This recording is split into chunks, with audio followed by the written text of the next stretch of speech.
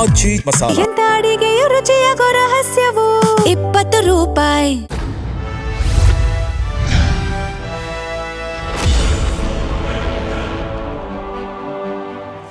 ತಮಿಳುನಾಡಿಗೆ ನೀರು ಬಿಡೋ ವಿಚಾರಕ್ಕೆ ಸಂಬಂಧಪಟ್ಟಂತೆ ಈಗಾಗಲೇ ಕನ್ನಡ ಪರ ಸಂಘಟನೆಗಳು ಕರ್ನಾಟಕ ಬಂದ್ಗೆ ಕರೆಯನ್ನು ಕೊಟ್ಟಿರುವಂಥದ್ದು.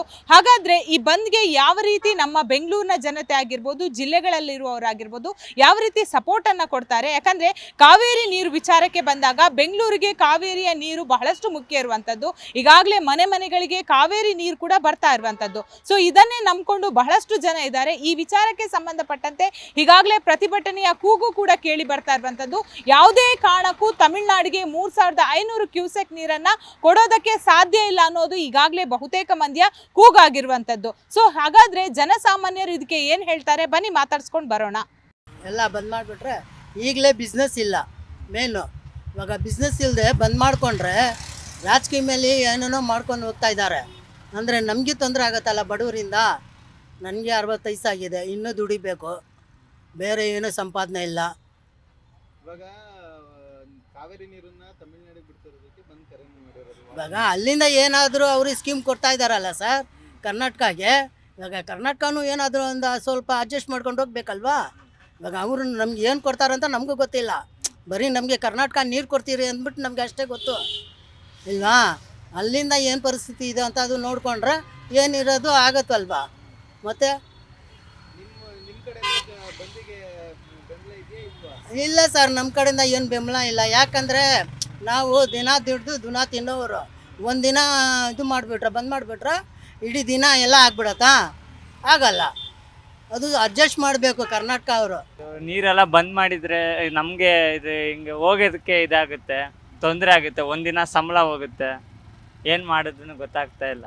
ನಮಗೂ ಕರ್ನಾಟಕದಲ್ಲಿ ನೀರು ಬರಬೇಕು, ಎಲ್ಲರಿಗೂ ವ್ಯವಸ್ಥೆ ಆಗಬೇಕು ಅಂಬೋದೊಂದು ವಿಚಾರವಾಗಿ ಹೇಳ್ತೀವಿ ಅಷ್ಟೇ. ಅದು ತಮಿಳ್ನಾಡಿಗೆ ನೀರು ಹೋಗುತ್ತೆ ಅಂತ ಅಂದ್ಬಿಟ್ಟು ಆ ಕಡೆ ಕರ್ನಾಟಕಕ್ಕೆ ಬರಬೇಕು, ಆ ಕಡೆಗೆ ಅದಕ್ಕೂ ಹೋಗ್ಬೇಕು. ಏನಪ್ಪ ಅಂದರೆ ನೀರಿನ ವಿಚಾರದಲ್ಲಿ ಬಂದರೆ ಎಲ್ಲರಿಗೂ ವ್ಯವಸ್ಥೆ ಆಗ್ಬೇಕಂತ ಹೇಳ್ತೀನಿ. ತಮಿಳ್ನಾಡು ಗೌರ್ಮೆಂಟು ಅರ್ಥ ಮಾಡ್ಕೊಬೇಕು, ಇಲ್ಲಿ ನಮ್ಮ ಹತ್ರ ಎಷ್ಟಿದೆ ನೀರು, ಅದಾದಮೇಲೆ ಅಲ್ಲಿ ತೊಗೊಳೋದಕ್ಕೆ ಏನಾಗುತ್ತೆ ಅಂತ ಅಲ್ವಾ. ಇವಾಗ ನಮಗೆ ಪ್ಯಾಸೆಂಜರ್ ಇಲ್ಲಾಂದರೆ ಬೇರೆ ಆಟೋಗೆ ನಾವು ಹೆಂಗೆ ಕೊಡೋಕ್ಕಾಗುತ್ತೆ. ಸೊ ನೀರು ನಮ್ಮ ಹತ್ರ ಇಲ್ಲ. ಅದಾದಮೇಲೆ ಅಲ್ಲೂ ಡ್ಯಾಮ್ಸ್ ಏನು ಬೇಕು ಅವರು ಆದಷ್ಟು ಇದು ಮಾಡ್ಕೊಂಡು ನಿರ್ಮಾಣ ಮಾಡಬೇಕಾಗುತ್ತೆ. ಎಷ್ಟು ನೀರು ಬೇಕು, ಇವಾಗ ಫೋಲಾಗಿ ಎಷ್ಟು ಸಮುದ್ರಕ್ಕೆ ನೀರು ವೇಸ್ಟಾಗಿ ಹೋಗುತ್ತೆ ತಮಿಳ್ನಾಡಲ್ಲಿ ನೀರು ಜಾಸ್ತಿ ಆದಾಗೆಲ್ಲ, ಮಳೆ ಜಾಸ್ತಿ ಆದಾಗೆಲ್ಲ. ಸೊ ಹಾಗಾಗಿ ನಾವು ಇಲ್ಲಿ ನಮ್ಮ ಹತ್ರ ನೀರಿದ್ದರೆ ಕೊಡ್ಬೋದು, ಇಲ್ದಿದ್ದರೆ ಹೆಂಗೆ ಕೊಡೋಕ್ಕಾಗುತ್ತೆ. ಅದನ್ನ ಅವ್ರು ಅರ್ಥ ಮಾಡ್ಕೊಬೇಕಾಗುತ್ತೆ. ಇದನ್ನು ಕಾವೇರಿ ಪಕ್ಷ ಇದಿದೆಯಲ್ವಾ, ಒಂದು ನಂಬರ್ ಬೋರ್ಡನ್ನು ಅರ್ಥ ಮಾಡ್ಕೊಬೇಕಾಗುತ್ತೆ ಸರ್. ಇದ್ರ ಬಗ್ಗೆ ನಿಮಗೆ ಬಂದಿಗೆ ಕರೆ ಮಾಡಿರೋದಕ್ಕೆ ನಿಮ್ಗೆ ಬೆಂಬಲ ಇದೆಯಾ? ಬೆಂಬಲ ಇಲ್ಲ ಸರ್, ಬಂದೊಂದೇ ಇದ್ರ ಪರಿಹಾರ ಅಲ್ಲ. ಇದು ಕುತ್ಕೊಂಡು ಸಾಲ್ವ್ ಮಾಡ್ಕೋಬೇಕಾಗಿರೋದಕ್ಕೆ ಪ್ರತಿ ವರ್ಷವೂ ಇದು ಬಂದಾಗುತ್ತೆ ಮತ್ತು ಇದು ಮಾಡ್ತೀವಲ್ಲ. ಅಲ್ಲಿ ತಮಿಳ್ನಾಡವರು ಕುತ್ಕೊಂಡು ಡ್ಯಾಮ್ ಕಟ್ಟಬೇಕಾಗುತ್ತೆ, ಅಲ್ಲಿ ನೀರನ್ನ ಅವ್ರು ಇಷ್ಟು ಕ್ಯೂಸೆಸ್ ಅಂತ ಅವರು ಉಳಿಸ್ಕೊಬೇಕಾಗುತ್ತೆ. ಇಂಥ ಟೈಮಲ್ಲಿ ಕಷ್ಟ ಟೈಮಲ್ಲಿ ಪರಿಹಾರ ನೀರೇ ಆಗುತ್ತೆ. ಅವಾಗ ಬಂದ್ ಮಾಡೋದ್ರಿಂದ ಏನು ಪರಿಹಾರ ಆಗುತ್ತೆ? ಸುಮ್ಮನೆ ಬಂದ್ ಮಾಡೋದ್ರಿಂದ ಎಲ್ರಿಗೂ ಲಾಸ್. ಇವಾಗ ಏನೇನು ಅಂಥ ಬಿಸ್ನೆಸ್ ನಡೀತಾ ಇದೆ, ಇವಾಗ ಗ್ಯಾಸ್ ಎಲ್ಲ ಹೈಕ್ ಆಗಿತ್ತು, ಇವಾಗ ಒಂದು ಆ್ಯಾವ್ರೇಜ್ ಮೂವ್ಮೆಂಟಿಗೆ ಬರ್ತಾ ಇದೆ. ಬಂದೊಂದು ಪರಿಹಾರ ಅಲ್ಲ, ಕುತ್ಕೊಂಡು ಅವರು ಮಾತಾಡಿ ಪರಿಹರಿಸ್ಕೊಳ್ಬೇಕಾಗುತ್ತೆ. ಕಾವೇರಿ ನೀರು ಬಂದು ನಮ್ಮಕ್ಕೂ, ನಮಗೆ ಕುಡಿಯೋಕ್ಕೆ ನೀರಿಲ್ಲ. ಬೆಂಗಳೂರು ಇವಾಗ ತುಂಬ ದೊಡ್ಡದಾಗ್ಬಿಟ್ಟಿದೆ, ಪಾಪ್ಯುಲೇಷನ್ ಜಾಸ್ತಿ ಆಗಿದೆ, ನೀರು ನಮಗೆ ಕುಡಿಯೋಕ್ಕೂ ನೀರಿಲ್ಲ, ಕರ್ನಾಟಕಕ್ಕೂ ನೀರಿಲ್ಲ. ಮಳೆನೂ ಬಂದಿಲ್ಲ, ನಿನ್ನೆ ಬಂದಿದ್ದ ಮೇಲೆ ಆ ಮಳೆ ಯಾವುದಕ್ಕೂ ಇದಾಗಲ್ಲ. ನಮ್ಮಕ್ಕೂ ಇದು ನಾವು ಬಿಟ್ಕೊಡಂಗಿಲ್ಲ ಕರ್ನಾಟಕಕ್ಕೆ. ಕನ್ನಡ ನಮ್ಮ ಇದು, ಕಾವೇರಿ ನೀರು ನಮ್ಮದು. ನಾವು ಯಾವುದೋ ಕಾರಣಕ್ಕೂ ಕಾವೇರಿ ನೀರನ್ನ ಬಿಟ್ಕೊಡಲ್ಲ. ಅದು ಯಾವುದೇ ಹೋರಾಟ ಮಾಡಲಿ, DK ಶಿವಕುಮಾರ್ ಏನಾದರೂ ಮಾತಾಡಲಿ, ತಮಿಳ್ನಾಡು CM ಹತ್ರ ಟಚ್ ಇಟ್ಕೊಂಡು ಲಿಂಕ್ ಮಾಡ್ಕೊಂಡು ಮಾಡಿದ್ರೂ ನಮ್ಮ ಕರ್ನಾಟಕ ಕಾವೇರಿ ನೀರನ್ನ ಯಾವುದಕ್ಕೂ ಬಿಟ್ಕೊಡಲ್ಲ. ನಮಗೆ ನೀರು ಬೇಕು. ಇವಾಗ 13ನೇ ತಾರೀಕು ಕರ್ನಾಟಕ ಬಂದಿಗೆ ಕರೆ ಮಾಡಿದ್ದಾರೆ. ಅದು ನಾವು ಸಾಹಸ ಮಾಡ್ತೀವಿ, ನಾವು ಸೇರ್ತೀವಿ, ಎಲ್ಲ ಸೇರ್ತೀವಿ. ಆಟೋ ಚಾಲಕರು, ಕಾರ್ ಚಾಲಕರು ಎಲ್ಲ ಸೇರ್ಬೇಕು. ಯಾಕಂದರೆ ಅವ್ರವರು ಹೊಟ್ಟೆ ಪಾಡೋದು. ನಮಗೆ ನೀರಿಲ್ಲ ಅಂದರೆ ಬದುಕೋಕ್ಕೆ ಕಷ್ಟ. ಎಲ್ಲರೂ ನಿಂತ್ಕೋಬೇಕು. ಒಬ್ಬರು ಅಲ್ಲಿ ಮಾಡ್ಕೊಂಡು ಒಬ್ಬರು ಇಲ್ಲಿ ಮಾಡ್ಕೊಂಡು ಒಂದೊಂದು ಡೇಟ್ ಫಿಕ್ಸ್ ಮಾಡ್ಕೊಂಡು ಮಾಡಿದ್ರೆ ಅದಾಗೋದಿಲ್ಲ, ಯಾವುದಕ್ಕೂ ಕೆಲಸ ಆಗಲ್ಲ. ಎಲ್ಲ ಒಟ್ಟಿಗೆ ನಿಂತ್ಕೋಬೇಕು. ಪರ್ಕೆ ಹೊಡ್ಗು ರೋಡ್ ಗುಡ್ಸೋರು ನಿಂತ್ಕೋಬೇಕು, ಅವ್ರಿಗೂ ನೀರು ಬೇಕಲ್ಲ. ನಮ್ಗೆ ಮಾತ್ರ ಅಲ್ಲ, ಅವ್ರಿಗೂ ನೀರು ಬೇಕು. ಎಲ್ಲದಕ್ಕೂ ಹೋರಾಟ ಮಾಡಬೇಕು. ಅವತ್ತು ಸ್ಟ್ರೈಕ್ ಮಾಡಲೇಬೇಕು. ಎಲ್ಲ ಬಂದ್ ಮಾಡ್ತೀವಿ ನಾವು. ಈಗ ಮಳೆ ಬೀಳ್ತಾ ಇರೋದ್ರಿಂದ ನೀರು ಒಳ ಹರಿವು ಚೆನ್ನಾಗಿ ಬರ್ತಾ ಇದೆ. ಹಂಗಾಗಿ ನೀರಿನ ಸಮಸ್ಯೆ ಸದ್ಯಕ್ಕಿಲ್ಲ. ಎಲ್ರಿಗೂ ನೀರು ಬೇಕಾಗಿದೆ, ನಮಗೂ ಬೇಕು, ಅವ್ರಿಗೂ ಬೇಕು. ಒಬ್ರಿಗೊಬ್ರು ಅಡ್ಜಸ್ಟ್ ಮಾಡ್ಕೊಂಡು ಹೋಗ್ಬೇಕು ಅಷ್ಟೇ. ಮಳೆ ಬರ್ದೇ ಹೋಗಿದ್ರೆ ಇವ್ರು ಮಾಡೋದು ಕರೆಕ್ಟ್ ಅಂತ ಹೇಳ್ಬೋದಾಗಿತ್ತು. ಈಗ ಡ್ಯಾಮ್ ತುಂಬಿ ಕಬಿನಿಯಲ್ಲಿ ಹೋಗ್ತಾ ಇದೆ ಆಲ್ರೆಡಿ, ಹಂಗಾಗಿ ಇವಾಗ ಸಮಸ್ಯೆ ಏನೂ ಇಲ್ಲ. ಬಂದಿಗೆ ಬಂದ್ ಮಾಡೋದು ಬಂದು ಏನಕ್ಕೆ ಮಾಡಬೇಕು? ಮಳೆ ಬರ್ತಾ ಇದೆ, ಡ್ಯಾಮು ತುಂಬ್ತಾ ಇದೆಯಲ್ಲ, KRS ತುಂಬ್ತಾ ಇದೆ. KRS ತುಂಬದೆ ಹೋಗಿದ್ರೆ ಏನೋ ಹೇಳ್ಬೋದಾಗಿತ್ತು. ಆಲ್ರೆಡಿ ಕಬಿನಿಯಿಂದ 10,000 ಕ್ಯೂಸೆಕ್ಸ್ ಏನೋ ಬಿಟ್ಟವ್ರೆ, ಇದನ್ನು ಇನ್ನೇನು ಬಿಡೋಕ್ಕೆ ಸ್ಟಾರ್ಟ್ ಮಾಡ್ತಾರೆ, ಮುಗಿದೋಯ್ತಲ್ಲ ಅಲ್ಲಿಗೆ. ಬಂದ್ ಮಾಡಬೇಕು. ಇವಾಗ ಪ್ರಾಬ್ಲಮ್ ಇವಾಗ ಈಗ ಸಿಚುವೇಶನ್ ಬಿಟ್ರೆ ಇನ್ನು ಮುಂದಕ್ಕೆ ಹಿಂಗೆ ಕೇಳ್ತಾನೆ ಇರ್ತಾರೆ. ಇದ್ದರೆ ತೊಗೋಬೇಕು, ಇಲ್ಲಾಂದರೆ ಸುಮ್ಮನೆ ಇರಬೇಕು. ನಮಗಿದ್ರೆ ತಾನೇ ಅವ್ರಿಗೆ ಕೊಡೋದು, ನಮಗೆ ಇಲ್ಲಾಂದ್ರೆ ಅವ್ರಿಗೇನು ಕೊಡೋದು? ಫಸ್ಟ್ ಆಫ್ ಆಲು ತಿಳ್ಕೊಬೇಕು, ಯಾರದೇ ಸತ್ಯ ತಿಳ್ಕೊಬೇಕು. ಹೋಗಿ ಸತ್ಯ ಶೋಧನೆ ಮಾಡಬೇಕು, ಹೋಗಿ ಅಲ್ಲಿ ನೀರು ಇದೆಯಾ ಇಲ್ವೋ ಅಂತ ನೋಡಿ ಆಮೇಲೆ ಕೇಳಬೇಕು. ಯಾವುದೇ ಪ್ರಾಧಿಕಾರ ಏನಕ್ಕೆ ಸುಮ್ಮನೆ ಕೊಡ್ತಾರೆ? ಎಲ್ಲ ಬರೀ ರಾಜಕೀಯ, ಅದು ತುಂಬ ರಾಜಕೀಯ. ಅದು ಪ್ರಾಧಿಕಾರ ಹೆಂಗೆ ಕೊಟ್ಬಿಡ್ತದೆ? ನೀರಿದ್ದರೆ ಕೊಡಬೇಕು, ಇಲ್ಲ ಏನಕ್ಕೆ ಕೊಡಬೇಕು? ಕೊಡಬಾರ್ದು. ಫಸ್ಟು ತಿಳ್ಕೊಳ್ಳಿ. ಯಾವುದೇ ಆದರೂ ಅಷ್ಟೇ, ಯಾವುದೇ ಸರ್ಕಾರ ಬಂದರೂ ಬರೀ ಕಾವೇರಿ ಬಗ್ಗೆ ಒಂಚೂರು ಯಾರಿಗೂ ಕಾಳಜಿ ಇಲ್ಲ, ರಾಜ್ಯದ ಬಗ್ಗೆ ಕಾಳಜಿ ಇಲ್ಲ, ನಮ್ಮ ಭಾಷೆ ಬಗ್ಗೆ ಕಾಳಜಿ ಇಲ್ಲ. ಫಸ್ಟ್ ಆಫ್ ಆಲು ಬೇರೆ ಸ್ಟೇಟ್ಗಳು ನೋಡಿದ್ರೆ ಅವ್ರವ್ರ ಭಾಷೆಗೆ ಅವ್ರವ್ರ ಕಲ್ಚರ್ಗೆ ಎಷ್ಟು ಪ್ರಾಮುಖ್ಯತೆ ಕೊಡ್ತಾರೆ. ನಮ್ಮಲ್ಲಿ ಬರೀ ರಾಜಕಾರಣಿಗಳು ಬರೀ ದುಡ್ಡು ಮಾಡೋಕ್ಕೆ ಇರಬೇಕಾ? ನಮ್ಮ ರಾಜ್ಯದ ಬಗ್ಗೆ ಕಾಳಜಿ ಇಲ್ವಾ? ನಮ್ಮಂಥವ್ರಿಗೆ ಮಾತ್ರನ ಕಾಳಜಿ, ಅವ್ರಿಗೆಲ್ಲ ಬೇಡವಾ? ಐಷಾರಾಮಿ ಜೀವನ ಮಾಡ್ತಾರೆ, ಬಂದು ಇಂಗ್ಲೀಷಲ್ಲೇ ಟಸ್ಸು ಪುಸ್ಸು ಅಂತಾರೆ. ಕನ್ನಡ ಬೇಕು ರೀ ಫಸ್ಟು. ನಮ್ಮ ಕರ್ನಾಟಕದಲ್ಲಿ ನಾವೇ ಕನ್ನಡಿಗರು ಸಾರ್ವಭೌಮ. ನಮ್ಮತನ ಇಲ್ಲದ ಮೇಲೆ ಬೇರೆಯವ್ನು ಬಂದು ನಮ್ಮ ಹತ್ರ ದಬ್ಬಾಳಿಕೆ ಮಾಡ್ತಾನೆ. ಒಂಚೂರು ಮಾನವೀಯತೆಗೆ ಬೆಲೆನೇ ಇಲ್ವ ನಮ್ಮ ನಾಳೂರು. ಅವರು ಫಸ್ಟು ತಿಳ್ಕೊಂಡು ಕರೆಕ್ಟಾಗಿರಲಿ, ನಮ್ಮ ರಾಜ್ಯನ ಉಳಿಸ್ಕೊಳ್ಳಿ, ನಮ್ಮ ಕಾವೇರಿ ಉಳಿಸ್ಕೊಳ್ಳಿ, ನಮ್ಮ ಜನ ಫಸ್ಟು ಪ್ರಾಮುಖ್ಯತೆ ಕೊಡಲಿ. ನಮ್ಮಲ್ಲಿ ಏನಾಗಿದೆ ಗೊತ್ತಾ? ಭಾಷೆ ಮೇಲೆ ಅಭಿಮಾನ ಇಲ್ಲ, ಬರೀ ಜಾತಿ ಧರ್ಮ ಅಂತ ಹುಡುಕ್ತಾರೆ. ಅದ್ರ ಮೇಲೆ ಕಾಳಜಿ ತುಂಬ ಇದೆ. ಜಾತಿ ಧರ್ಮ ಹುಡುಕಲ್ಲ ಅವರು. ಬೇರೆ ರಾಜ್ಯದವರು ಅವ್ರ ಭಾಷೆ ಮೇಲೆ ಇಂಪಾರ್ಟೆಂಟ್ ಕೊಡ್ತಾರೆ. ನಮ್ಮಲ್ಲಿ ಜಾತಿ ವ್ಯವಸ್ಥೆ ಇರೋದಕ್ಕೆ ನಾವು ಭಾಷೆ ಮೇಲೆ ಅಭಿಮಾನ ಕಮ್ಮಿ ಆಯ್ತದೆ. ಜಾತಿ ಅಂತ ನಮ್ಮ ಭಾಷೆನೇ ಹಾಳು ಮಾಡ್ತಾವ್ರೆ. ಕನ್ನಡ ಅನ್ನೋದು ಕೊಡಿಸ್ತಾವ್ರೆ. ಬೇರೆಯವ್ರು ಬಂದು ನಮ್ಮ ಮೇಲೆ ದಬ್ಬಾಳಿಕೆ ಮಾಡ್ತಾವ್ರೆ. ಯಾರಿಗೂ ಗೊತ್ತಿಲ್ವಾ ಇದು? ಯಾರಿಗೂ ಗೊತ್ತಿಲ್ವ ಸರ್ ಅವ್ರಿಗೆ? 13ನೇ ತಾರೀಕು ಬಂದು ಕರೆ ಮಾಡಿದ್ದಾರೆ. ಹಾಂ, ಮಾಡಲಿ ಸರ್, ಮಾಡಲಿ. ಈಗ ಮಾಡಲಿಲ್ಲ ಅಂದರೆ ಮುಂದಕ್ಕೆ ಇದೇ ಪ್ರಾಬ್ಲಮ್. ಇವಾಗೇನೋ ನೀರು ಬಂದ್ಬಿಡ್ತು, ಬಿಟ್ಬಿಡ್ತೀವಿ, ನಾಳೆಗೆ ನೀರು ಇಲ್ಲ. ಅದನ್ನೇ ಅಡ್ವರ್ಟೈನ್ ತೊಗೋತಾರೆ. ಕರೆಕ್ಟಾಗಿ ಮಾಡಲಿ, ಇದನ್ನು ಕರೆಕ್ಟಾಗಿ ನಡ್ಕೊಳ್ಳಿ. ಮಾಡಲೇಬೇಕು ಸರ್. ಕನ್ನಡಿಗರು ಬಂದ್ ಮಾಡ್ದೇನೆ ಇನ್ನೇನು ಮಾಡ್ತಾರೆ? ಮುಂದಕ್ಕೆ ಇದೇ ತೊಂದರೆ ಆಗುತ್ತೆ. ಮಾಡಬೇಕು, ಕೈ ಬಿಡಬಾರ್ದು, ಮಾಡಲೇಬೇಕು. ಬಿಸಿ ಮುಟ್ಲೇಬೇಕು. ಎಲ್ಲರೂ ಕಲಿಬೇಕು. ಬರೀ ದುಡ್ಡು ಮಾಡೋದು ಬರೀ ಶ್ರೀಮಂತಿಗೆ ತನಲ್ಲ.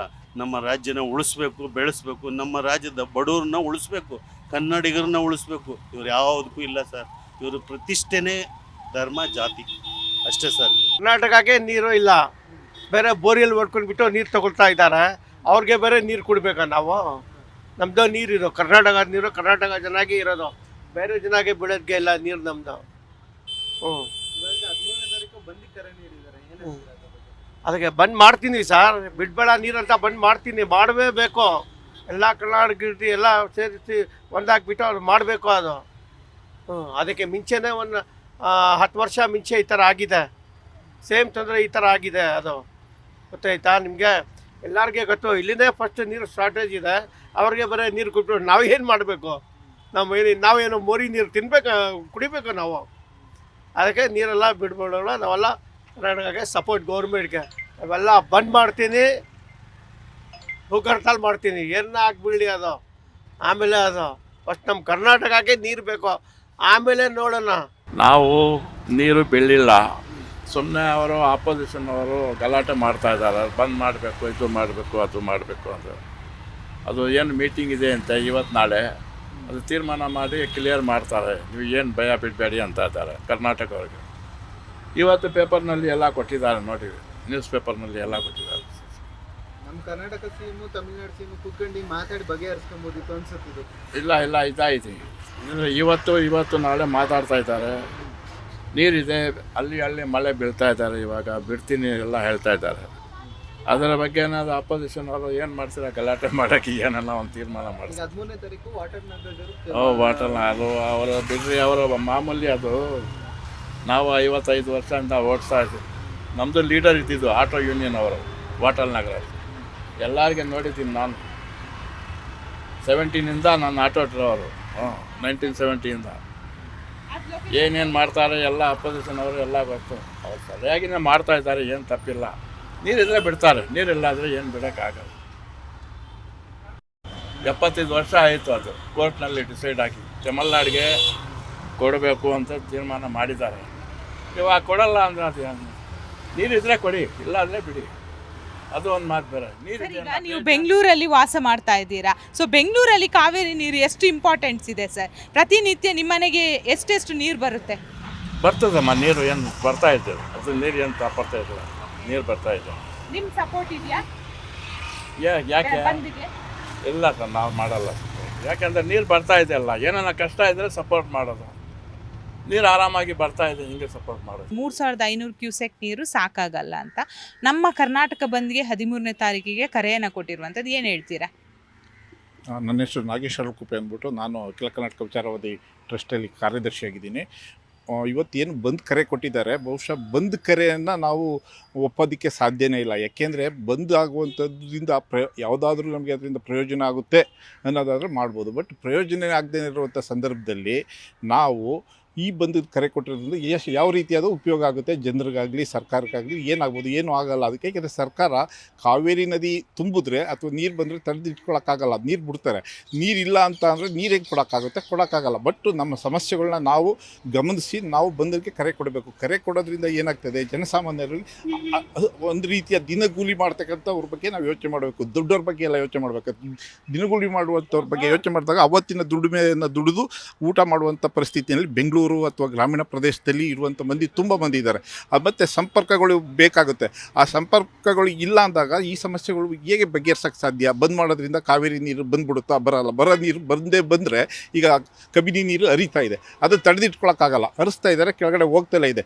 ಇಂಥ ಸಂದರ್ಭದಲ್ಲಿ ಮುಖ್ಯಮಂತ್ರಿ ಕೂಡ ಸಹ ಹೇಳಿದ್ದಾರೆ, ದಯವಿಟ್ಟು ಬಂದನ್ನು ಮಾಡಬೇಡಿ, ಬಂದ್ ಮಾಡೋದ್ರಿಂದ ಯಾವುದೇ ಪ್ರಯೋಜನ ಆಗಲ್ಲ, ನಾವು ಕಾವೇರಿ ನೀರನ್ನು ಬಿಡಲ್ಲ ಸದ್ಯಕ್ಕೆ ಅಂತ ಅವತ್ತು ಹೇಳಿದ್ರು. ಇವತ್ತು ಆಲ್ರೆಡಿ ನೀರು ಹರಿತಾ ಇದೆ, ಹೋಗ್ತಾ ಇದೆ. ಮಳೆ ಹೋಯ್ತು, ಕಬಿನಿ ಕೇರಳದಲ್ಲಿ ತುಂಬ ಮಳೆಯಾಗಿದೆ. ಆ ಮಳೆ ನೀರಿಂದ ಕಬಿನಿ ತುಂಬಿತು, ಕಬಿನಿ ನೀರಿಂದ ತಮಿಳುನಾಡಿಗೆ ಹೋಗ್ತಾ ಇದೆ. ಈ ರೀತಿ ಸಮಸ್ಯೆಗಳು ಬಗೆಹರಿಸ್ಕೋಬೇಕು. ಮತ್ತು ಈಗ ಆಲ್ರೆಡಿ ಮೊನ್ನೆ ವಿಜಯ್ ಬರ್ತೀನಿ ಅಂತ ಹೇಳಿದರು, 3ನೇ ತಾರೀಕು ನಿನ್ನೆ ಬರಬೇಕಿತ್ತು, ಬರೋದನ್ನು ಸ್ಟಾಪ್ ಆಯಿತು. ಅದರಿಂದ ಅನಾನುಕೂಲ ಯಾರಿಗಾಯಿತು? ನಮಗೆ ಆಗುತ್ತೆ. ಹೋರಾಟಗಳು ಏನಾಗಬೇಕಾದ್ರೂ ಶಾಂತಿಯುತವಾಗಿ ಹೋರಾಟ ಮಾಡಬೇಕು. ಅದು ಗಾಂಧಿ ಒಂದು ಅವಕಾಶವನ್ನು ನಮ್ಗೆ ಕೊಟ್ಟಿದ್ರು. ಗಾಂಧಿ ಸಂದೇಶನು ಶಾಂತಿಯಿಂದ ಪ್ರತಿಭಟನೆಯನ್ನು ಪ್ರತಿಭಟಿಸಬೇಕಾದದ್ದು ಪ್ರತಿಯೊಬ್ಬ ಪ್ರಜೆಗಳ ಹಕ್ಕು. ಅದನ್ನು ನಾವು ನಿರ್ವಹಿಸಬೇಕಾಗಿದೆ. ಇವತ್ತು ವಿದ್ಯಾರ್ಥಿ ಒಕ್ಕೂಟ ಏನು ಮಾಡ್ತೀವಿ, ವಿದ್ಯಾರ್ಥಿ CJP ಅನ್ನೋ ಒಂದು ಹೋರಾಟ ಯಾವ ರೀತಿ ಸಫಲವಾಯಿತು ಅಂದರೆ ಅದು ನಿರಂತರವಾಗಿ ನಡೀತು. ಕಂಟಿನ್ಯೂಸ್ ಆಗಿ ಉಪವಾಸ ಸತ್ಯಾಗ್ರಹ ಮಾಡಿದ್ರು. ಆ ಉಪವಾಸ ಸತ್ಯಾಗ್ರಹಕ್ಕೆ ಪ್ರಧಾನಿ ಅಥವಾ ಸರ್ಕಾರ ಪ್ರತಿಕ್ರಿಯೆ ನೀಡಿದಾಗ ಒಂದು ಉಗ್ರವಾದಂಥ ಹೋರಾಟ ಮಾಡೋಕ್ಕೆ ಹೋಗಲಿಲ್ಲ. ಶಾಂತಿಯುತವಾಗಿ ಪ್ರತಿಭಟನೆ ಮಾಡ್ತಾ ಇದ್ದಂಥ ಸಂದರ್ಭದಲ್ಲಿ ವಯೋಲೇಷನ್ ಆಯಿತು. ವಯೋಲೇಟ್ ಆದಾಗ ಏನಾಯಿತು, ಅದರಿಂದ ಅನಾಹುತಗಳಾದದ್ದು ಯಾರಿಗೆ? ಪೊಲೀಸ್ನವ್ರಿಗೂ ನೋವಾಗಿದೆ, ಅಲ್ಲಿ ವಿದ್ಯಾರ್ಥಿಗಳಿಗೂ ನೋವಾಯಿತು. ಅಂಥ ಅನಾಹುತಗಳನ್ನ ನಾವು ಗಮನಿಸಿಯೂ ಕೂಡ ಇಲ್ಲಿ ಕರ್ನಾಟಕ ಬಂದ್ ಮಾಡೋದ್ರಿಂದ ಯಾವುದೇ ಪ್ರಯೋಜನ ಆಗಲಿಕ್ಕಿಲ್ಲ. ಆದ್ದರಿಂದ ನಾವು ಖಂಡಿತ ಹೋರಾಟ ಮಾಡಬೇಕು. ನಾನು ಹೋರಾಟದ ಬೆಂಬಲಿಗನಾಗಿ ಮಾತಾಡ್ತೀನಿ. ಹೋರಾಟವನ್ನು ನಾವು ಮಾಡಲೇಬೇಕಾದಂಥ ಕರ್ತವ್ಯ ಇದೆ ಪ್ರತಿಯೊಬ್ಬರು. ಬಟ್ ಬಂದ್ ಮಾಡೋದ್ರಿಂದ ಆಗುತ್ತೆ ಅನ್ನೋದು ಮಾಡ್ಬೋದು, ಆಗೋದಿಲ್ಲ. ಅದು ಬಂದಿಂದ ಯಾವುದೇ ಪ್ರಯೋಜನ ಇಲ್ಲ. ಕೆಲವು ದುಷ್ಕರ್ಮಿಗಳು ಅದರಿಂದ ಬೇರೆ ಬೇರೆ ರೀತಿಯ ಅನಾಹುತಗಳನ್ನ ಮಾಡೋಕ್ಕೆ ಸಾಧ್ಯ ಇರುತ್ತೆ. ಅಂಥ ಸಂದರ್ಭದಲ್ಲಿ ಅನಾಹುತ ಆದಮೇಲೆ ಯಾರು ಏನೂ ಮಾಡೋಕ್ಕಾಗಲ್ಲ, ನಾವು ಯಾರನ್ನೂ ಬ್ಲೇಮ್ ಮಾಡೋಕ್ಕಾಗಲ್ಲ. ಕೇವಲ ಸರ್ಕಾರಗಳನ್ನು ನಾವು ಮನವರಿಕೆ ಮಾಡಿಕೊಟ್ಟು, ತಮಿಳುನಾಡು ಸರ್ಕಾರ ಮತ್ತು ಕರ್ನಾಟಕ ಸರ್ಕಾರ ಅಲ್ಲಿರೋರೇ ಇಬ್ಬರು, ಆ ಮುಖ್ಯಮಂತ್ರಿ ಈ ಮುಖ್ಯಮಂತ್ರಿ ಕುಳಿತುಕೊಂಡು ಮಾತಾಡೋದ್ರಿಂದ ಎಂಥ ಸಮಸ್ಯೆಯನ್ನಾದರೂ ಬಗೆಹರಿಸ್ಕೊಳ್ಳುವಂಥ ಸಾಧ್ಯತೆ ಇದೆ. ಇವತ್ತು ಮೇಕೆದಾಟು ಸಮಸ್ಯೆಯನ್ನು ಬಗೆಹರಿಸ್ಕೊಂಡ್ರೆ ಬಹುಶಃ ಅರ್ಧ ನೀರು ನಮ್ಗೆ ಇಲ್ಲಿ ಉಳಿಯುತ್ತೆ. ವೇಸ್ಟ್. ಈಗ ಮಳೆ ಜಾಸ್ತಿ ಬಂದು ಹೋದರೆ ಸಮುದ್ರ ಸೇರುತ್ತೆ, ಆ ನೀರನ್ನ ತಡೆಗಟ್ಕೊಂಡು ಅವ್ರಿಗೂ ಕೊಡ್ಬೋದು. ಮತ್ತು ನಮ್ಮಲ್ಲಿ ವಿದ್ಯುತ್ ಶಕ್ತಿ ಅದನ್ನು ನಾವು ತಯಾರಿಸ್ಬೋದು. ಇಂಥ ಸಂದರ್ಭದಲ್ಲಿ ನಾವು ಬಂದ್ ಮಾಡೋ ಬದಲು ಈ ಇಬ್ಬರು ವ್ಯಕ್ತಿಗಳ ಮಧ್ಯೆ ಅಲ್ಲಿ ಎಲ್ಲೋ ಮಿನಿಸ್ಟರ್ಸ್ ಇರ್ತಾರೆ, ಲೋಕೋಪಯೋಗಿ ಮಿನಿಸ್ಟರ್ಸ್ಗಳು ಇರ್ತಾರೆ, ಅವ್ರ ಜೊತೆ ಎಲ್ಲ ಸಂವಾದಗಳನ್ನ ಇಟ್ಕೊಂಡು, ಮತ್ತು ರೈತರು, ಬೆಂಗಳೂರಿನ ನಿವಾಸಿಗಳ ಪರವಾಗಿ ಇಂಥವ್ರು ಒಂದು 10 ಜನ ಕೂತ್ಕೊಂಡು ಮಾತಾಡಿದ್ರೆ ಪ್ರತಿಯೊಂದು ಸಮಸ್ಯೆಯನ್ನು ಬಗೆಹರಿಸ್ತದೆ. ವೈಜ್ಞಾನಿಕವಾಗಿ ಚಿಂತನೆ ಮಾಡುವಂಥ ಅವಶ್ಯಕತೆ ತುಂಬ ಇದೆ. ನಮ್ಮಲ್ಲಿ ವೈಜ್ಞಾನಿಕತೆ ಕೊರತೆ ಇದೆ, ಮತ್ತು ನಮ್ಮಲ್ಲಿ ದಿನೇ ಮೌಢ್ಯಗಳ ಬೆಚ್ಚಾಗ್ತಾ ಇದೆ ವಿನ ವೈಜ್ಞಾನಿಕ ಚಿಂತನೆ ಬೆಳೀತಿಲ್ಲ. ಈ ವೈಜ್ಞಾನಿಕ ಚಿಂತನೆಯಿಂದ ಮಾತ್ರ ಪ್ರಶ್ನಿಸುವ ಮನೋಭಾವ ಮತ್ತು ಉತ್ತರ ಕಂಡುಕೊಳ್ಳುವ ಒಂದು ವಿಧಾನದಿಂದ ನಾವು ಎಲ್ಲ ಸಮಸ್ಯೆಗಳನ್ನು ಬಗೆಹರಿಸಬಹುದು. ಬಂದು ನಮಗೆ ಪರಿಹಾರ ಅಲ್ಲ ಅಂತೇಳಿ ನಾನು ಮಾತು ಮುಗಿಸ್ತೀನಿ. ಈಗಾಗಲೇ 3500 ಕ್ಯೂಸೆಕ್ ಏನು ತಮಿಳುನಾಡಿಗೆ ಬಿಡೋದಕ್ಕೆ ಈಗಾಗಲೇ ಆದೇಶ ಇದೆ. ಸೊ ತಮಿಳುನಾಡಿಗೆ ನಿಮ್ಮ ಪ್ರಕಾರ ನೀರಿನ ಅವಶ್ಯಕತೆ ಇದೆಯಾ? ಸದ್ಯಕ್ಕೆ ಅವರು ಕೂಡ ಅದನ್ನು ನಾನು ಹೇಳಿದೆ ಆಗಲೇ ಅವರು ಯೋಚನೆ ಮಾಡಬೇಕಾಗಿದೆ. ನಮಗೆ ನೀರು ಎಷ್ಟು ಅಗತ್ಯ ಇದೆ ಅಷ್ಟು ಅಗತ್ಯ ಇಟ್ಕೊಂಡು ಈಗ ಕರ್ನಾಟಕ ಸರ್ಕಾರ ಮುಖ್ಯಮಂತ್ರಿಗಳು ಏನು ಹೇಳಿದ್ರು ಅಂದರೆ ಮಂಡ್ಯ ಭಾಗದಲ್ಲಿ ಮತ್ತು ಮೈಸೂರು ಭಾಗದಲ್ಲಿ ದಯವಿಟ್ಟು ಬೆಳೆಯನ್ನು ಬೆಳೆಯೋಕ್ಕೆ ಹೋಗಬೇಡಿ, ಮಳೆ ಬಂದರೆ ನಾವೇ ನೀರು ಕೊಡ್ತೀವಿ, ನಾವೇ ಅನೌನ್ಸ್ ಮಾಡ್ತೀವಿ. ಬೆಳೆಯನ್ನ ಬೆಳಿಬೇಡಿ ಅಂತ ಹೇಳೋದು CM ಎಷ್ಟು ಸರಿ ಅಂತ ನಿಮ್ಗೆ ಅನ್ಸುತ್ತೆ? ಯಾಕಂದ್ರೆ ಬೆಳೆಗಳು ನಾವು ರೈತರಿಗೆ ಬಹಳಷ್ಟು ಒಂದು ಇಂಪಾರ್ಟೆನ್ಸ್ ಇರುತ್ತೆ. ಹೌದು, ಮಳೆ ಬೆಳೆಯೋದ್ರಿಂದ ಮಳೆ ಹುಯ್ಯೋದ್ರಿಂದ ಏನಾಗುತ್ತೆ ಅಂದರೆ ಮಳೆ ಬಂದರೆ ರೈತರನ್ನ ಸಮಸ್ಯೆ ಪರಿಹಾರ ಆಗುತ್ತೆ. ರೈತರಿಗೆ ಸಮಸ್ಯೆ ಪರಿಹಾರವಾಗೋದು ಮಳೆಯಿಂದಲೇ. ಮಳೆ ಅಲ್ಲದೇ ಬೇರೆ ಆಲ್ಟರ್ನೇಟ್ ನಮ್ಗೆ ಯಾವುದೇ ಇಲ್ಲ. ಮಳೆ ಬಂದಾಗ ಮಾಡಿಬೋದು. ಬಹುಶಃ KRSನ ಅವತ್ತಿನ ಸ್ಥಿತಿ ಇವತ್ತಿನ ಸ್ಥಿತಿಗೆ 102 ಅಡಿ ಬಂದಿದೆ. ಅವತ್ತು 90 ಅಡಿನಲ್ಲಿತ್ತು. 90 ಅಡಿ ಇದ್ದಾಗ ಬೆಂಗಳೂರಿಗೆ ವಾಟರ್ ಸಪ್ಲೈ ಮತ್ತು ಮಂಡ್ಯ ಮೈಸೂರು ನೀರನ್ನು ಅವರು ಒಂದು ಮಾಡ್ಕೊಂಡಿರೋದ್ರಿಂದ ಆ ಸಂದರ್ಭದಲ್ಲಿ ರೈತರು, ನಾನು ಒಬ್ಬ ರೈತನಾಗಿ ಹೇಳ್ತಾ ಇರೋದು, ನಾನು ಮಳೆನೇ ಬರದೇ ಇದ್ದಂಥ ಸಂದರ್ಭದಲ್ಲಿ ನಾನು ಬೆಳೆ ಬೆಳೆದ್ರೆ ಅರ್ಧಕ್ಕೆ ನೀರು ಬರಲಿಲ್ಲ ಅಂದರೆ ರೈತನ ಸಮಸ್ಯೆ ತುಂಬ ಉದ್ವಿಗ್ನವಾಗುತ್ತೆ. ರೈತನಿಗೆ ಆ ಹಣವನ್ನು ಖರ್ಚು ಮಾಡ್ತಾನೆ, ಹಣವನ್ನು ಪಡೆಯಲಿಕ್ಕೆ ಸಾಧ್ಯವಾಗಲ್ಲ. ಅಂಥ ಸಂದರ್ಭದಲ್ಲಿ ಮತ್ತು ಬೆಂಗಳೂರಿಗೆ ನೀರಾಗಿ ಕೊಡಲೇಬೇಕು. ಬೆಂಗಳೂರಲ್ಲಿ ಇವತ್ತು ಜನಸಂಖ್ಯೆಗೆ ಬೇರೆ ಪ್ಯಾರಲಲ್ಲಿ ಯಾವುದೂ ಇಲ್ಲ ನಮಗೆ ವಾಟರ್ ಸಪ್ಲೈ ಬೆಂಗಳೂರು ಕೊಡೋಕ್ಕೆ. ಈ ಬೆಳೆ ಬೆಳೀತಾ ಇದ್ದೀವಿ, ನೀರು ಒಡಗೋಗುತ್ತೆ ಕೊಡಿ ಅಂದರೆ ಕೊಡೋಕ್ಕಾಗಲ್ಲ. ನಮಗೆ ಕುಡಿಯುವ ಸಮಸ್ಯೆಗಳಿಗೆ ಪರಿಹಾರ ನೀಡಿ ಆ ನಂತರ ಬೆಳೆಯೋದಕ್ಕೆ ಅವಶ್ಯಕತೆ. ಈಗ ಬೆಳ್ಕೊಳ್ಳೋಕೆ ಅವಕಾಶ ಇದೆ. ಈಗ 102 ಅಡಿ ಬಂದಿದೆ, ಬೆಳೆಯೋಕ್ಕೆ ಸರ್ಕಾರನೇ ಮುನ್ನೆಜ್ಜೆ ಇಡುತ್ತೆ. ಅದಕ್ಕೆ ಅದ್ರ ಬಗ್ಗೆ ನಾವು ಜಾಸ್ತಿ ಹೋರಾಟ ಮಾಡೋ ಅಗತ್ಯ ಇಲ್ಲ. ಬಂದ್ಗೆ ಕನ್ನಡ ಪರ ಸಂಘಟನೆಗಳು ಕರೆ ಕೊಟ್ಟಿರುವಂಥದ್ದು. ಕಾವೇರಿ ವಿಚಾರಕ್ಕೆ ಬಂದಾಗ ಈಗಾಗಲೇ ಬಹಳಷ್ಟು ಜನ ಬೆಂಬಲವನ್ನು ಕೊಡ್ತಾ ಇದ್ದಾರೆ. ಆದರೆ ಬಂದ್ ಬೇಡ ಅನ್ನೋದು ಈಗಾಗಲೇ ಬಹಳಷ್ಟು ಜನರ ಅಭಿಪ್ರಾಯ. ಕಾವೇರಿ ವಿಚಾರದಲ್ಲಿ ನೀವೇನು ಹೇಳ್ತೀರಾ ಸರ್? ನೋಡಿ, ಕಾವೇರಿ ವಿಚಾರದಲ್ಲಿ ಕರ್ನಾಟಕಕ್ಕೆ ಯಾವತ್ತೂ ಅನ್ಯಾಯ ಆಗ್ತಾ ಇದೆ. ನಾವು ಎಷ್ಟೋ ವರ್ಷಗಳಿಂದ ನೋಡ್ತಾ ಇದ್ದೀವಿ. ಈ ಟ್ರಿಬ್ಯುನಲ್ ಏನು ಮಾಡಲಾಗಿದೆ ಅಲ್ಲಿಯೂ ಕೂಡ ನಮ್ಮ ವಾಸ್ತವಾಂಶ ಇಟ್ಟರೂ ಕೂಡ ಅಲ್ಲಿ ನಮ್ಮ ಪರವಾಗಿ ಸರಿಯಾದ ನಿರ್ಧಾರ ಬರ್ತಾ ಇಲ್ಲ. ಈಗ ಕರ್ನಾಟಕದಲ್ಲಿ ನಾವು ನೋಡ್ತಾ ಇದ್ದೀವಿ, ಸರಿಯಾಗಿ ಮಳೆಯೂ ಕೂಡ ಆಗಿಲ್ಲ. ಇಂಥ ಸಂದರ್ಭದಲ್ಲಿ ನೀರು ಬಿಡಬೇಕು ಅಂತ ಹೇಳಿರುವಂಥದ್ದು ಅದು ಅತ್ಯಂತ ಅನ್ಯಾಯವಾದ ಒಂದು ವಿಚಾರ. ಹಾಗಾಗಿ ಅದಕ್ಕೆ ಆಕ್ರೋಶ ವ್ಯಕ್ತಪಡಿಸುವಂಥದ್ದು ನಮ್ಮ ಹಕ್ಕದು. ಆದರೆ ಆಕ್ರೋಶ ವ್ಯಕ್ತಪಡಿಸುವಂಥದ್ದು ಯಾವ ರೀತಿಯಲ್ಲಿ ಪಡಿಸಬೇಕು ಅನ್ನುವಂಥದ್ದು ಕೂಡ ಒಂದು ಮಹತ್ವದ ಚರ್ಚೆಯ ವಿಷಯ. ಹಾಗಾಗಿ ಕಾವೇರಿ ವಿಷಯದಲ್ಲಿ ಏನು ಬಂದಿಗೆ ಕರೆ ನೀಡಲಾಗಿದೆ ಕನ್ನಡ ಪರ ಸಂಘಟನೆಗಳ, ಅವರ ಒಂದು ಆ ಕರೆಗೆ ನಾವು ಗೌರವವನ್ನು ಕೊಡ್ತಾ ಇದ್ವಿ. ಆದರೆ ಜನ ಮತ್ತು ಈ ಸಾರ್ವಜನಿಕರಿಗೆ ಯಾವುದೇ ರೀತಿಯ ತೊಂದರೆ ಆಗದ ರೀತಿಯಲ್ಲಿ ನಾವು ನಮ್ಮ ಆಕ್ರೋಶವನ್ನು ವ್ಯಕ್ತಪಡಿಸಬೇಕಂತ ನಾನು ಹೇಳ್ತಾ ಇರುವಂಥದ್ದು. ಖಂಡಿತವಾಗಿ ನಮಗೆ ಅನ್ಯಾಯ ಆಗಿದೆ. ಆ ಅನ್ಯಾಯ ಸರಿಪಡಿಸಲಿಕ್ಕಾಗಿ ನಾವು ಧ್ವನಿ ಎತ್ತಲೇಬೇಕು. ಮತ್ತು ಆ ಧ್ವನಿ ಎತ್ತುವ ಮಾರ್ಗ ಏನಿದೆ ಅದನ್ನು ನಾವು ಸರಿಯಾಗಿ ಕೂತು ಚರ್ಚೆ ಮಾಡಿ ನಾವು ನಿರ್ಧಾರ ಮಾಡಬೇಕಂತ ನನ್ನ ಒಂದು ಅಭಿಪ್ರಾಯ. ಸರ್, ಈಗ ನಿನ್ನೆ ಕೂಡ ವಿಜಯ್ ಅವರು ಸುಪ್ರೀಂಗೆ ಅರ್ಜಿಯನ್ನು ಹಾಕಿದ್ದಾರೆ. 3500 ಕ್ಯೂಸೆಕ್ ನಮಗೆ ನೀರು ಸಾಕಾಗಲ್ಲ, ಇನ್ನೂ ಕೂಡ ಬೇಕು, ಡ್ಯಾಮಲ್ಲಿ ನೀರಿದೆ, ಮಳೆ ಬರ್ತಾ ಇದೆ ಕರ್ನಾಟಕದಲ್ಲಿ ಅಂತ. ಸೊ ಮತ್ತೆ ಇವರು ಈ ರೀತಿಯಾಗಿ ಕರ್ನಾಟಕಕ್ಕೆ ತೊಂದರೆ ಕೊಡೋದು ಎಷ್ಟು ಸರಿ? ಹಾಗೆಯೇ ನಮ್ಮ ರೈತರನ್ನು ಬೆಳಿಬೇಡಿ ಅಂತ DK ಅವರು CM ತಿಳಿಸಿದ್ದಾರೆ. ಸೊ ಇಲ್ಲಿ ನಮ್ಗೆ ಇಷ್ಟು ಸಮಸ್ಯೆ ಇರುವಾಗ ಮತ್ತೆ ಅವರು ನೀರು ಕೇಳೋದು ಎಷ್ಟರ ಮಟ್ಟಿಗೆ ಸರಿ ಅನಿಸುತ್ತೆ? ನೋಡಿ, ಖಂಡಿತವಾಗಿ ನಾನು ಅದೇ ಹೇಳ್ತಾ ಇದ್ದೀನಿ. ಇಲ್ಲಿ ಈಗಲೇ ಈ ವರ್ಷ ಅಷ್ಟೇ ಅಲ್ಲ, ಪದೇ ನಮ್ಮ ಜೊತೆ ಇದೇ ರೀತಿ ಅನ್ಯಾಯ ಮಾಡ್ತಾ ಇದ್ದಾರೆ. ತಮಿಳುನಾಡಿನಿಂದ ಅವರು ಬೇಕಂತೆ ನಮಗೆ ಪ್ರವೋಕ್ ಮಾಡುವಂಥ ಕೆಲಸ ಮಾಡ್ತಾ ಇದ್ದಾರೆ. ನಮ್ಮ ರೈತರಿಗೆ ಇಲ್ಲಿ ನೀರಿಲ್ಲ. ಅದಕ್ಕಾಗಿ ಮುಖ್ಯಮಂತ್ರಿಗಳು ಹೇಳಿರುವಂಥದ್ದು, ನೀವು ಏನು ಹೊಲವನ್ನು ಇದು ಮಾಡುವ ಸಂದರ್ಭದಲ್ಲಿ ಸರಿಯಾಗಿ ನೀರು ಇದೆಯೋ ಮಳೆ ಇದೆಯೋ ನೋಡಿಕೊಂಡೇ ನೀವು ಮಾಡಿ, ಆಮೇಲೆ ಒಂದು ಬೆಳೆ ಹಾನಿ ಆಗುವಂಥದ್ದು ಸರಿಯಲ್ಲ ಅನ್ನೋ ನಿಟ್ಟಿನಲ್ಲಿ ಮುಖ್ಯಮಂತ್ರಿಗಳು ಹೇಳಿರುವಂಥದ್ದು. ಹಾಗಾಗಿ ಅದು ಸಮಜಾಯಿಷಬಹುದು. ಈ ರೀತಿ ಪದೇ ಕೋರ್ಟಿಗೆ ಹೋಗಿ ಅಥವಾ ಟ್ರಿಬ್ಯುನಲ್ಗೆ ಹೋಗಿ ನೀರು ಕೇಳ್ತಾ ಇರುವಂಥದ್ದು ಅದು ಸರಿಯಲ್ಲ. ಒಂದು ನ್ಯಾಯವಾಗಿ ಮಾತಾಡಬೇಕಂದ್ರೆ ಕರ್ನಾಟಕದಲ್ಲಿ ಮಳೆ ಬರ್ತಾ ಇರುವಂಥದ್ದು ಕರಾವಳಿ ಭಾಗದಲ್ಲಿ ಮಾತ್ರ. ಆ ನೀರು ಈ ಕಡೆ ಬರುವ ಸಾಧ್ಯತೆಯೇ ಇಲ್ಲ. ಮತ್ತು ಬೆಂಗಳೂರಲ್ಲಿ ನಾವು ನೋಡ್ತಾ ಇದ್ದೀವಿ, ಬೆಂಗಳೂರಲ್ಲಿ ಮಳೆ ಬಂದರೆ ಮಾತ್ರ ಕಾವೇರಿಗೆ ನೀರು ತುಂಬುವಂಥದ್ದು. ಬೆಂಗಳೂರಲ್ಲಿ ಈ ವರ್ಷ ನಾವು ನೋಡ್ತಾ ಇದ್ದೀವಿ, ಸರಿಯಾದ ಮಳೆ ಆಗಿಲ್ಲ.